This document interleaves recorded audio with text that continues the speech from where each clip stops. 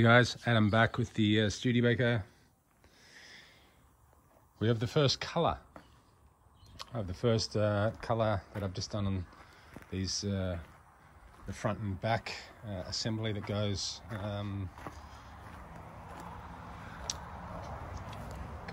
sort of in front of the bumper bar and the rear bumper, and yeah, underneath the boot or trunk lid.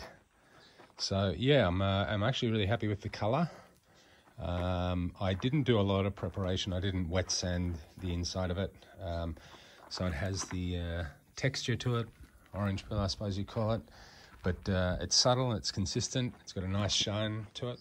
I'm using a 2-pack solid colour, so it's not going to have a clear coat. I was convinced that that was a good thing to do by the paint guys. They said if I'm not doing metallic, and I'm not going for a show shine or anything. I just want it to look good. It's certainly going to look a lot better than what it was. Over here, you can see the original colour. As you guys probably know, the colour changes when you're looking at it through a screen when it's filmed digitally, but I don't think that's actually a very realistic colour either. If I take it over here, probably a little bit more orange. Depends on the background, you know, these modern phones, they sort of change the colours depending on what's happening. So that's the original paint, and then this is a little bit brighter, a little bit richer, and of course more gloss. So yeah, I'm pretty happy. These in the middle panels here, there was already a sound deadener, and it was peeling. So what I did is I flat disked it. It's still got a texture on it, and it's still there. There's still sound deadening, but I just sort of took the top of it off, and I'll mask each one of these up and just probably do it satin black, so it will look like sound deadener, but it's already the sound deadener that's there. So yeah, I'm pretty happy with that. Literally the first time I've ever painted a full panel with 2-pack, and so yeah, and also the first time I've had the panels back to bare metal. Again, I didn't do full preparation. I didn't take it all back to metal underneath. There was no paint coming off. It was a fairly good surface. So I just really gave it a light rub down, scored it well, and painted over the top. I've started wet sanding the roof. So I don't know, you can see there's a little bit of shine on there now. It's still very, it's still dusty. It hasn't been washed, but I've been wet sanding the roof. It's got a nice cover. I suppose, as always happens at the last minute, you find a couple of little things. I wasn't happy with how things were along the rocker, so I sanded that down a little bit, gave that a little bit more of the white primer. Also, things weren't kosher through here. There was a couple of little spots through here that didn't make it look so good, so I put a tiny little bit of filler in, and I've redone that. I think that'll sand out nice. I was really happy with how that looks over the other side. There was a nice sort of just a little valley in there, channel, and it sort of tapered off into this area here, and of course there's a crease or a fold all the way along here where it goes up for the I suppose, what do you call it, the B pillar, the back pillar. So yeah, I was happy how it looked on the other side, and I wanted to emulate that. So there's a nice crease all the way along there, and it sort of just tapers out here and then comes over again here. So it needs a tiny little bit of sanding, but pretty happy with how that looks. I think if I was going to seal that in, do it myself, that's about as good as I could expect, I think.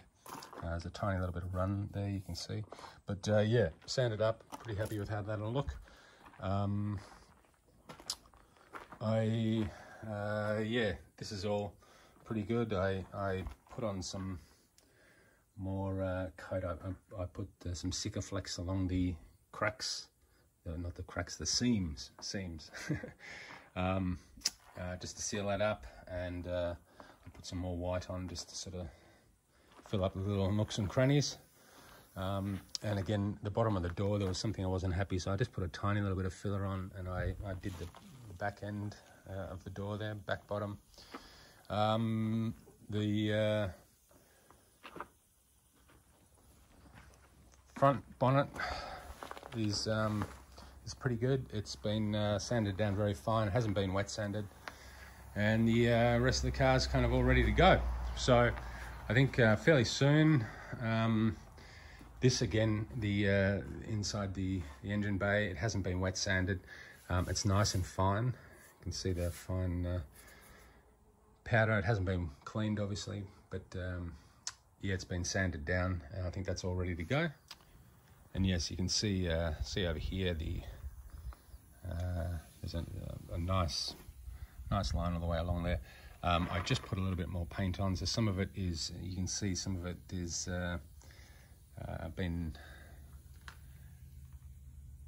been sanded a bit, and it's more shiny, and some of it's matte. That's just because of the paint. But yeah, same thing. That looks pretty good on this side. I'm happy with how it looks, how it came up. The seam in here is nice. That's where there's two panels joining here. So I filled it up here, and there'll be the rubber strip along there. I was going to weld in a little bit here, but there's no point. I'm happy with that. So yeah, you can see along the panels, they look fairly good. So yeah, next thing will be some more paint. As I said, I will once it's dry, I will do the inside of the boot, the engine bay, and also the inside of the doors. And I've got to finish off these front. You can see where it was sitting. I hadn't done the front of it. So this, again, I did very little preparation on here other than just rough it up. So it's a bit rough in there, but it's well covered, no runs. And yeah, because it's the front, you can see I missed a little bit in there. Because it's the front, and I suppose gets the most amount of a lot of the direct water when you're on a wet ride, I will probably give that another coat. Same as this. This goes above the I think, what do you call it, a valance, or goes over the in between the rear bumper along the bottom there, up to the boot. So this is the underside, and again you can see it's covered nicely, but it wasn't highly prepared at all. On the other side, this is the top side, and this is nice and smooth. So I'll get those happening. I'll make sure I'm happy with using the gun with this paint. One of the things that's been interesting for me is this being the first time taking back to metal and doing everything from the ground up. How different the different products are to paint. The grey epoxy primer I used was really nice. It was quite easy. I think you remember one of the first things I did was the bonnet. And it almost looked like a finished paint job. It had a nice gloss. It was very smooth. There was no rubbish in it, and it was a nice even coat.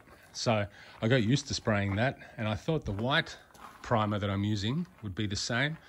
But this is quite a different product, and it actually took me the first few times I sprayed it. I had quite a bit of runs because it was, even though it's sort of a bit of a high build, it was very different to paint. And then of course, when I come over to a solid colour, a 2-pack solid colour, it's very different to paint again. But I found this beautiful to paint, really nice, got a good cover, and yeah, no problems with runs or anything.